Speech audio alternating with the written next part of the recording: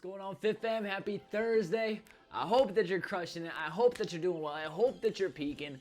And I wanted to remind you something. And I didn't wear this hat on accident because it put shadows in my face.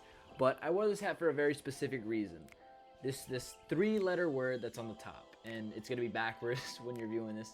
But yes.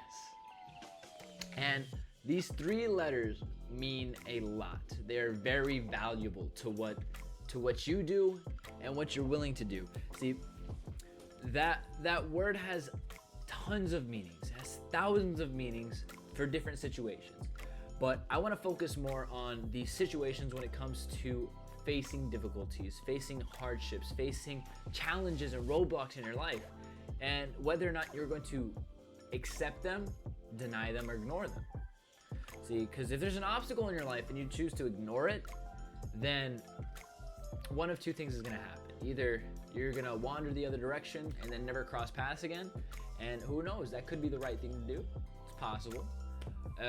You could say no and say, I'm not going to deal with this. This isn't my problem. I'm not going to worry about it. It's no. I'm not going to deal with this obstacle. And again, could be the right choice depending on what's going on. Or you could say yes. And saying yes to an obstacle is a really backwards thinking thing. Like, there's a wall in front of me and I'm gonna say, yes, there's a wall in front of me.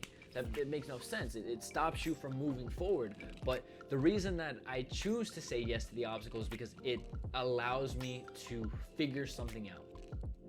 Saying yes to the hardships, saying yes to taking the path of most resistance, saying yes to having to struggle a little bit, to face some fears, to be uncomfortable, to seek discomfort, and walk that line that you do not want to walk.